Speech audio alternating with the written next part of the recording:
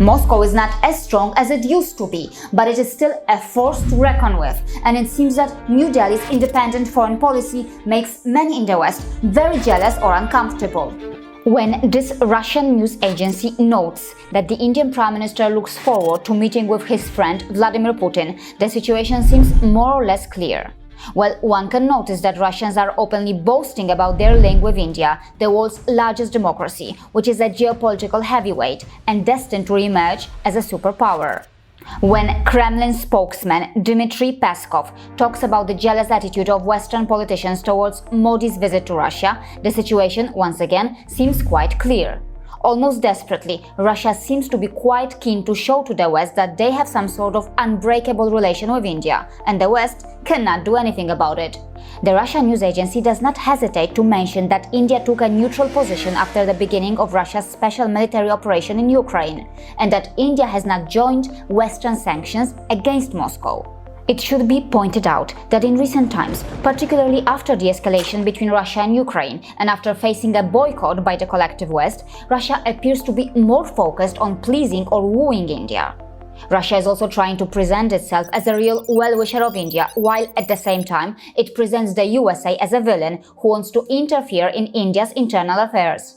For example, as reported here, regarding the general election in India, the Russian Foreign Ministry spokeswoman Maria Zakharova stated, "Regular unfounded accusations of the US towards New Delhi in the violation of religious freedom are nothing but a reflection of the USA's misunderstanding of the national mentality, the historical context of the development of the country of India, and disrespect for India as a country."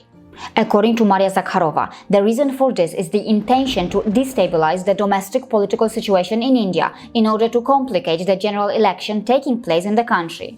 And of course, it must be mentioned that Mr. Putin himself has highlighted that Russia attaches great importance to the relations of a particularly privileged strategic partnership with New Delhi. Earlier in March, Russian ambassador to New Delhi, Denis Alipov, emphasized that India is an emerging global power with huge staying power and a huge market. He tried to highlight how Washington's goal is to drive Russia out of India, but that Russia remains a reliable and time-tested friend of India.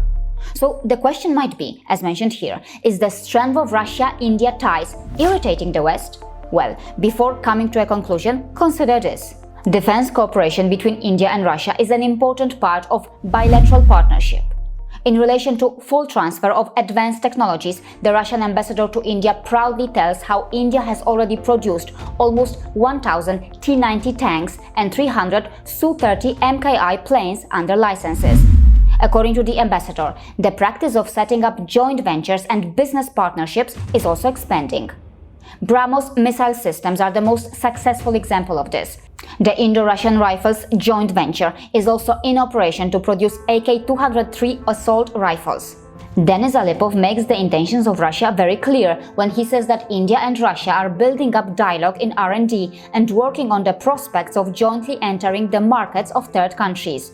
As compared to Western countries, Russia is ready for maximally full transfer of advanced technologies. Here it is important to mention that India is marching ahead in its defense capabilities, and besides pursuing its own Make in India mission, it is actively engaging with multiple nations in the West and Russia simultaneously. For example, it was observed how in a significant advancement, India unveiled the indigenous light tank Zorovar.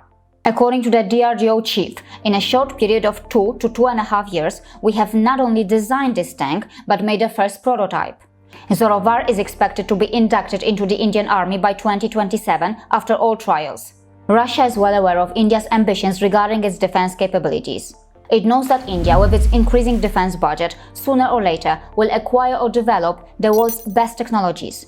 Quite obviously, Russia does not want to lose the initial advantage that it had as a weapon seller or as a partner.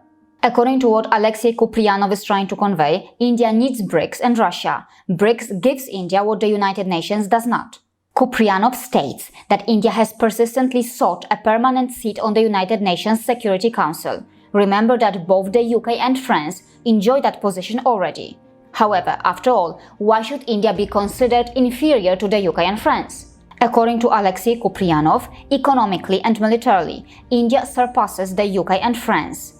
It also possesses nuclear weapons and is one of the UN's founding members, having been among the victors of World War II. According to Kupriyanov, China may have an advantage in the United Nations, but when it comes to BRICS, Beijing and New Delhi communicate on equal terms. So for India, BRICS is extremely important, and for Russia, India is extremely important when it comes to China.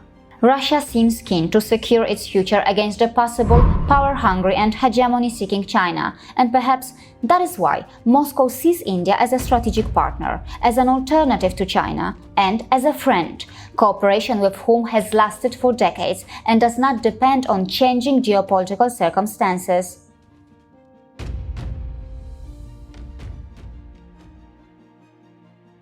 See you again